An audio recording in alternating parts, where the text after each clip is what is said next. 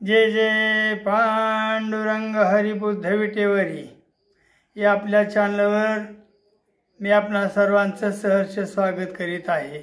बंधूंनो, आज विषय हा वेगळाच आहे।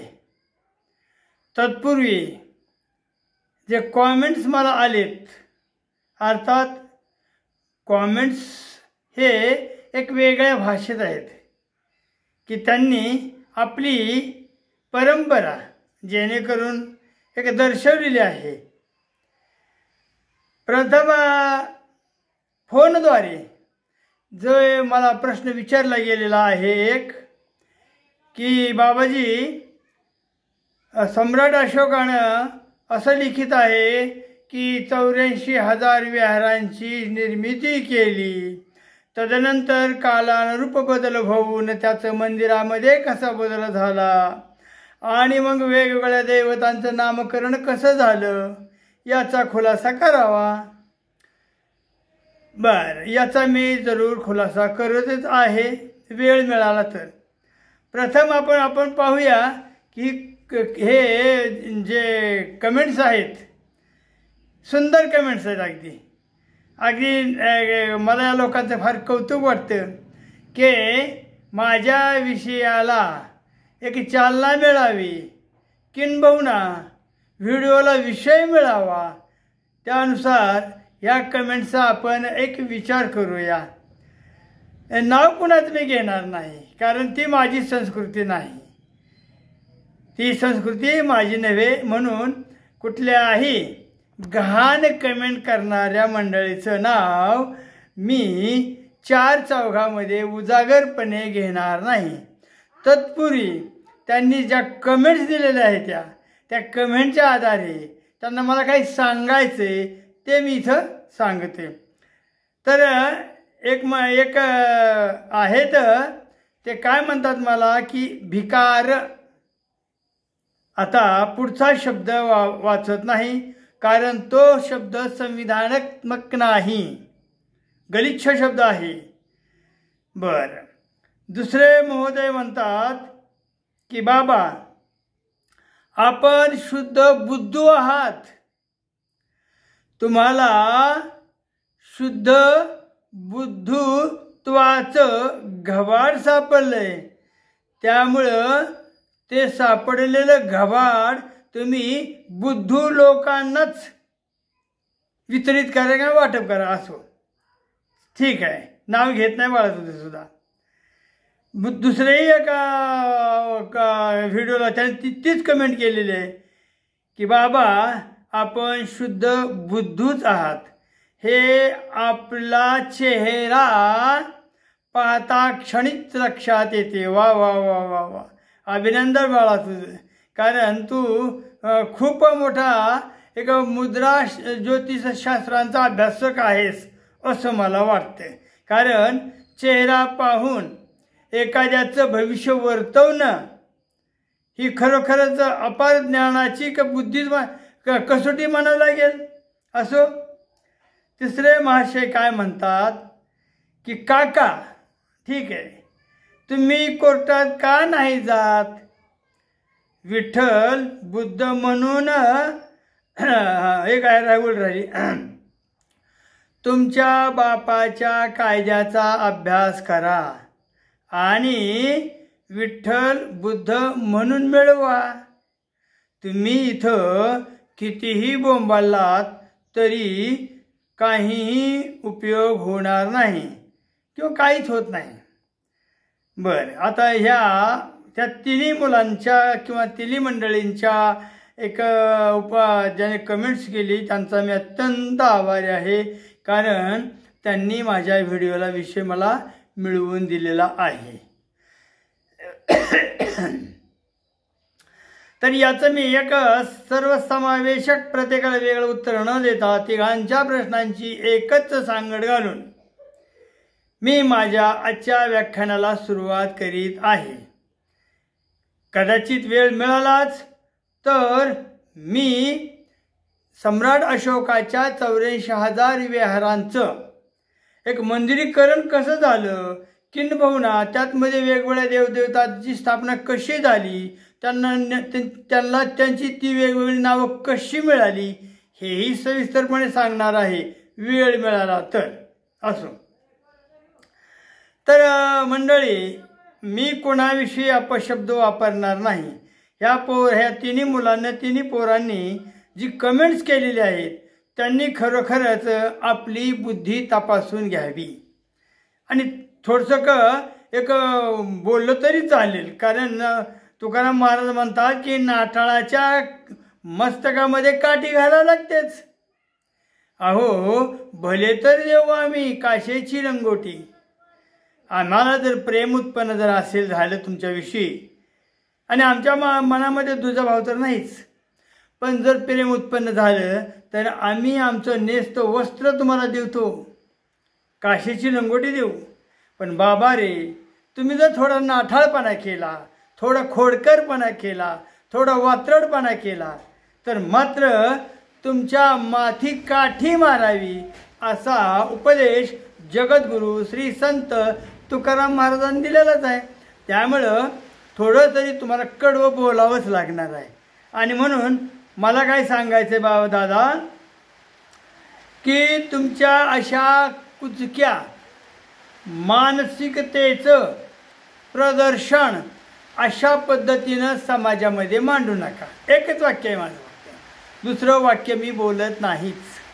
काय म्हटलं मी, की तुमच्या कुजक्या विचारांचं किंबहुना मात्या पित्यांच्या संस्कृतीचं प्रदर्शन अशा पद्धतीनं उघडपणे मांडू नये. आणि महत्त्वाची गोष्ट म्हणजे की आपणही कुठलाही एक कमेंट्स करत असताना थोडा तरी विचार करत जावा. एक मुलगा लिहितो की तुमचा चेहरा वगैरे ठीक आहे, तो मुद्राशास्त्रातला ज्योतिष असावा, चेहरा पाहून तो तुम्हाला तुमचं भवितव्य सांगतो. ह्या मुलांनी सांगितलंय, त्यानं बुद्धू हा शब्द वापरला.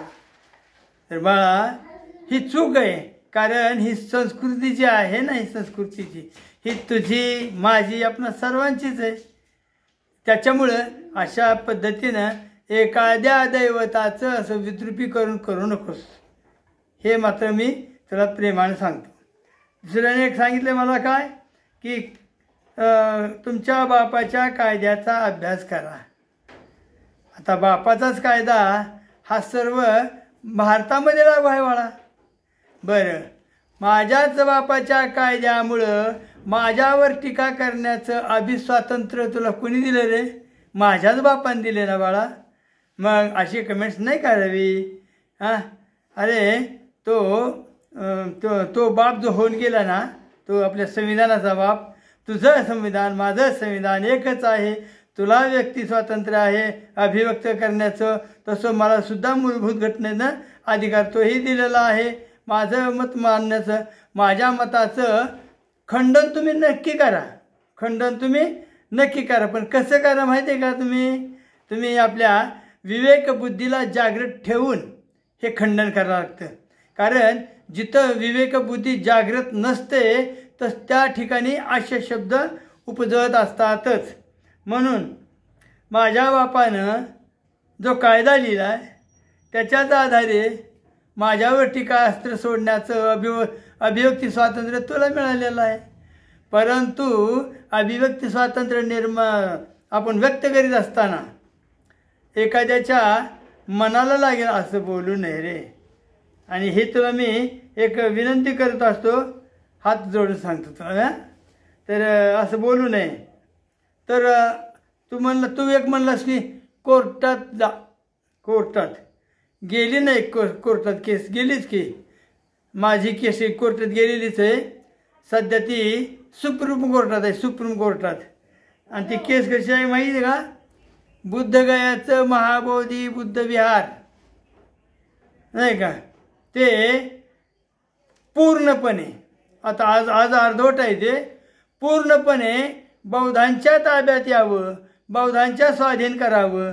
त्याच्यासाठी एक मोठा जन आंदोलन उभं राहिलेलं आहे.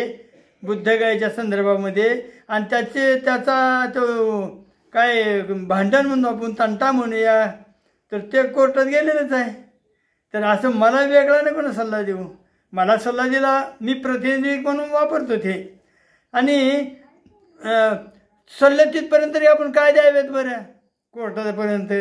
अरे बाबांनो, एक लक्षात घ्या, बहुजनांना तुमचा आता नेमका तुमचा पोटसूळ कुठं सांगू का तुम्हाला मी? तुमचा पोटसूळ कुठे येतो? तर बहुजनांचं दैवत असणारे भगवान पांडुरंग हे दैवत हे सगळ्यांचंच आहे, मानव जातीचं आहे. आम्ही म्हणत नाही की बाबा एक पर्टिक्युलरली एका जातीचं आहे, परंतु पर्टिक्युलरली एका जातीला स्वतःच्या ताब्यात ठेवण्यासाठी, ह्या मंदिरावर हक्क गाजवण्यासाठी हा तुमचा उठाठेव आहे, किंवा ही खरी तुमची पोटदुखी आहे. तुम्हाला माहीत आहे, आम्हाला मंदिर प्रवेश नाकारला का?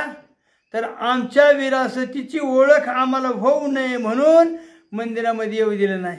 कारण आम्ही ती दगडं वाचू, त्या खांबावर काय लिहिलंय ते वाचू, त्या मूर्तीचं निरीक्षण करू, आणि या हेतूनं काय केलं, तुम्ही मंदिराबाहेर उभा केलं, प्रवेश नाकारला. चोखोबांना प्रवेश नाकारला, तुम्ही बहुजनांना प्रवेश नाकारला. अरे देवाच्या दारामध्ये सगळे सारखेच असताना तुम्ही प्रवेश नाकारून याच्यातून काय सिद्ध करणार होतात? तर ही सिद्ध करणार होतात की आज जशा पद्धतीने आमच्यामध्ये उठाव करण्याची उर्मी आलेली आहे, ती उर्मी हजारो वर्षापासून तुम्ही आमची दाबत आणलेली होती, आणि ती दाबलेली उर्मी आम्ही आता उजागर करतोय, म्हणून हा पोटसूळ तुमचा उठतो, म्हणून अशा पद्धतीने तुम्ही कॉमेंट्स करता. आलं का लक्षात बाबा? तर आणि तुला एक सांगतो महत्त्वाची गोष्ट, तुम्हाला तिघांनाही सांगतो बाबांनो, की तुमची काही नावं मी वगैरे काय घेत नाहीत, कारण तुमची नावं घेण्या इतपत का तुम्ही मोठे नाहीत हे तुमच्या कमेंट्समधून आम्हाला दिसून आलेलं आहे. एखाद्या विद्वानाने जर कमेंट्स केली असते तर मग त्याचं हक्कानं मग नाव घेतलं असतं, हक्काने त्याच्या नावाचा जय जयकार केला असता. पण तुम्ही इतके लहान आहेत का, इतकं कोत्या बुद्धीच्या आहात की तुमची नावं उजागर घेण्याची मला आवश्यकता भासत नाही. लक्षात आलं का? हां, तर मूळ प्रश्नाचं उत्तर देत होता. मूळ म्हणजे जे मला फोनद्वारे प्रश्न आला होता की सम्राट अशोकानं 84,000 विहारं बांधली गेली, आणि मग त्या विहारांचं मंदिरीकरण कसं झालं, काय झालं, विषय फार मोठा आहे, फार मोठा विषय आहे तो. पण तुम्हाला थोडक्यात सांगतो, जी मंदिरं जी बांधलेली आहे ही मंदिरं महायान काळाच्या दरम्यान, ज्यावेळी महायान निर्माण झाला, महायानात वज्रयान आला, तर ह्या दोघांच्या कंबायनेशनमधून अशी जी विहार होती त्याचं कन्व्हर्टेड कशात झालेलं आहे, मंदिरात झालेलं आहे. म्हणून स्थविरयानातून स्तूप होता, स्थविरयानाचं स्तूप आणि महायानांची मंदिर आणि मूर्ती हे निर्माण झालं. आता हे मूर्ती कशा आल्या तिथं थोडक्यातच सांगतो, दोनच ओळी सांगतो, एकदम नाही सांगत. तर ज्या प्रदेशामध्ये, ज्या ठिकाणी, ज्या विभागामध्ये, ज्या प्रांतामध्ये जी व्यक्ती थोर असेल, का सम्राट अशोकांचं साम्राज्य म्हणजे काय अतिभव्य होतं, जवळजवळ अर्धी पृथ्वी व्यापलेली होती. मग एवढ्यावर काय असं सम्राट एकटेच कंट्रोलिंग करत नव्हते, त्यांच्या हाताखाली होते ना मग निरनिराळ्या संस्था, जसे की आता आपले राष्ट्रपती आहेत. लक्षात घ्या तुम्ही, राष्ट्रपती आहेत, पंतप्रधान आहेत, किती खाती आहेत त्यांच्या हाताखाली, वेगवेगळ्या प्रकारची वेगवेगळी खाती आहेत. नोकर चाकर यात आमचे कलेक्टर, तहसीलदार, ग्रामसेवक, हे म्हणजे ही जी संस्था आहे, काम करणाऱ्यांची एक संस्था आहे. त्या संस्थेच्या मधून एखादा जर उत्कृष्ट असा सेनापती असू द्या, एखादा भिक्खू असू द्या, एखादा चांगला पद्धतीचं समाजसेवक असू द्या, ज्याने की बाबा सम्राट अशोकांच्या कार्यासाठी आपलं जीवन अर्पण केलं, अशी माणसं असू द्या. म्हणजे केवळ आणि केवळ महनीय व्यक्तींच्या स्मृतीप्रित्यर्थ अशा पद्धतीचे जे विहार बांधली गेलेले आहेत, आणि त्याच माणसांच्या नावाने तिथं मंदिरात रूपांतर झालेलं आहे.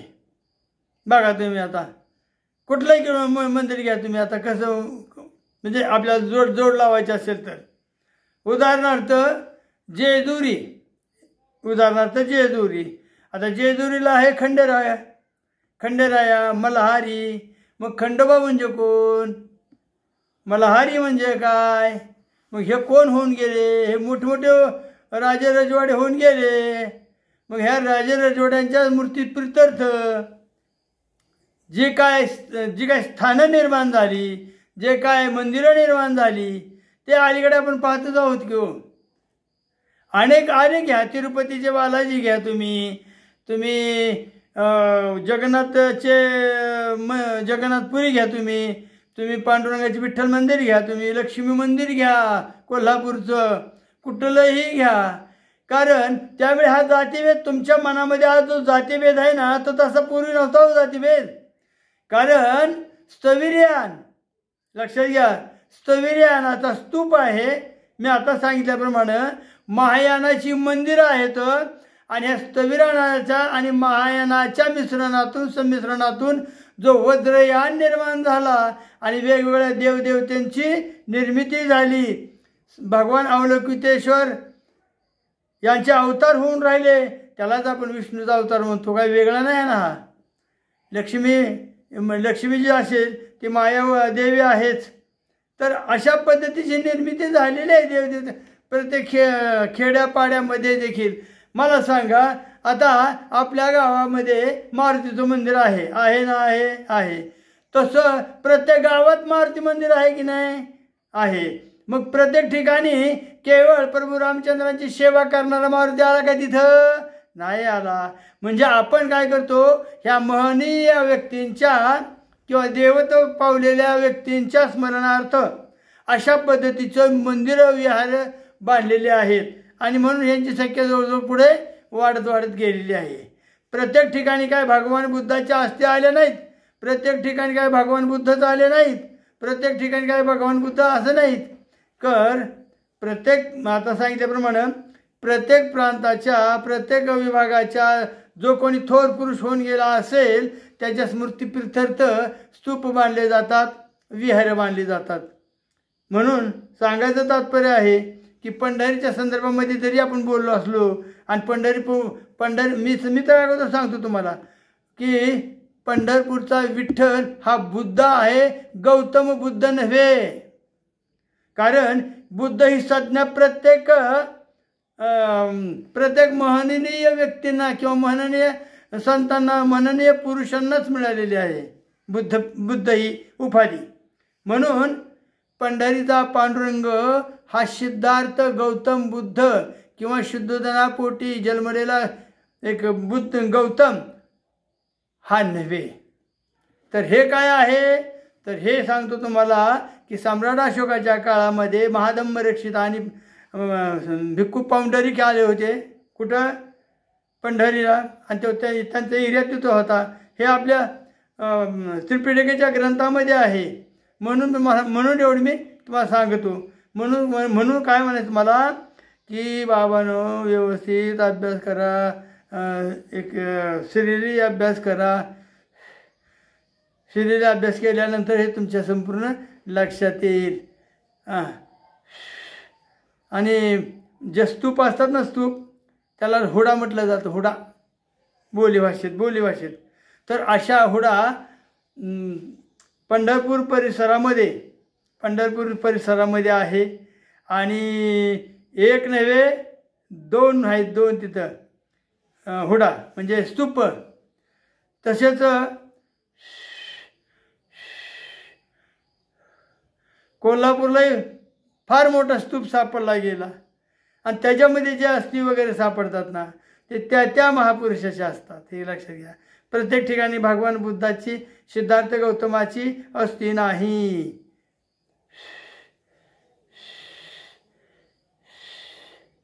सब पाप सकरण कुशल सौपसंपदा सच्चित पर्योदपणं एतन बुद्धान शासनं नमो बुद्धाय, नमो धम्माय, नमो संघाय. जय भीम, जय भीम, जय भीम.